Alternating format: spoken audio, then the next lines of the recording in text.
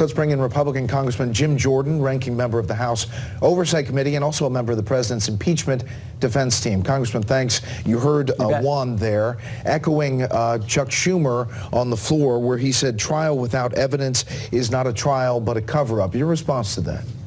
Well, what he also said, Chuck Schumer said the dark of the night because senators may have to work past dinner time. It made me think Adam Schiff, Brett, did 17 depositions in a bunker in the basement of the Capitol, and now they're talking about, oh, this is not going to be done in prime time, so to speak. I thought that Senator Schumer's arguments were weak. I think this case is strong for the president on process grounds. He was denied due process in the House. And I think most importantly, the facts are on the president's side. 4 key facts have never changed, will never change. They all support the president's position. That's why I think he's going to prevail when this is all done. What exactly is your role as a part of the president's team? Well, Pat Cipollone has put together a great team. We're going to do whatever Pat instructs us to do, however we can be helpful. But that's Pat and Jay Sekulow and his team at the White House, their team at the White House. They got great lawyers. They're going to, I think, present an excellent case because, again, the facts are on their side. They're the top-notch legal team. And we'll do whatever they ask us to do because we want to help the president any way possible because this is so ridiculous. And, again, these 4 facts, Brett, the idea that we have the transcript, there was no quid pro quo in the transcript. The 2 individuals on the call, President Trump and President Zelensky, have repeatedly said that there was no pushing, no pressure, no linkage between the security assistance dollars and any type of investigation in Ukraine.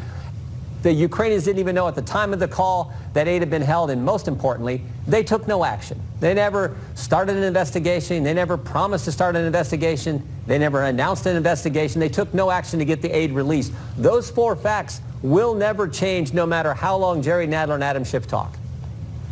Congressman Jordan, no doubt the Democrats in the Senate will bring up a lot of the testimony that was heard from those 17 witnesses, over 100 hours of testimony of people who say the opposite of what you're saying, that there was clear signs that the money was being withheld and that it was for a political reason. That's the Democrats' argument here. One of the things that I think we are going to hear that drifted out this morning is this question of whether or not the White House attorney Pat Cipollone, who you just mentioned, has firsthand evidence of any of these things, and can he be pressed to divulge it? I mean, obviously that goes straight to an executive powers question that would, I would imagine, be tied up for quite some time. I mean, that's ridiculous. The president's lawyer is going to be, I mean, that is just ridiculous. I don't see that ever happening. There's no reason for that to happen. There's no basis for that to happen. Again, Tell me when the announcement happened. This is the Democrats' case. They had Ambassador Sondland, who they mentioned 611 times in their report as one of their witnesses. When did the announcement happen? When did they announce that they were actually going to investigate Burisma and the Bidens? It never happened. Those 4 key facts that I just talked about are never going to change. The facts are solidly on the president's side. I think that's why the American people understand this is ridiculous, and I think that's why the president's going to prevail. Hopefully in as short a trial as possible because, again, all the truth, all the facts support the president. As, Congressman, Senator McConnell's essentially saying, what's the purpose of the House impeachment inquiry if they're going to reopen the case here on the Senate side? How long, if you had to guess, do you think that this goes? And do you think that the Senate will hear from witnesses? I don't. I mean, again, the facts are so strong, as I've said, for the president. I think when Pat Cipollone and his team present it, I think the senators are going to say, yeah, that's the case. Those are the facts. They support the president's narrative. Ukraine got the money. They got the money before the end of the fiscal year, September 30th. So the whole GAO thing, I think, doesn't mean much. So I think it's just a strong case. I would love to see this thing dismissed right away. That's not going to happen. They're going to have the motions today to determine the rules package.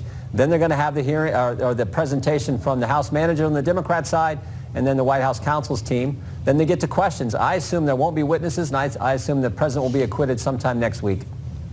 Congressman Jordan, you argued vociferously for minority witnesses on the House side. So wouldn't that principle also be in play on the Senate side? Can you understand their argument? No, on the House side, we didn't get any witnesses. We just argued for a fair process.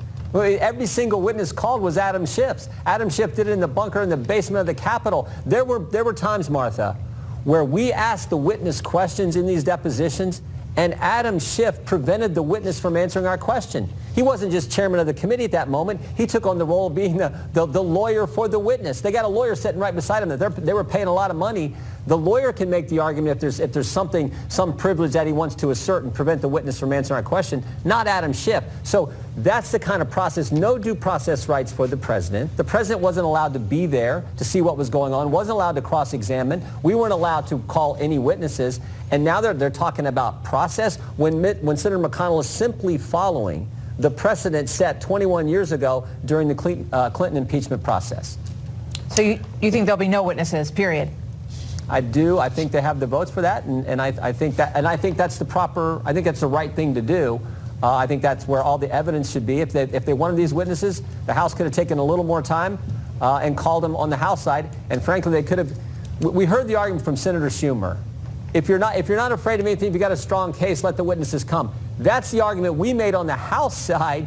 Is if you have a good case, if you have a strong case, if you have the facts, you wouldn't deny due process rights to the minority, and you wouldn't deny due process rights to the president like Adam Schiff and Nancy Pelosi and Jerry Nadler did on the House side.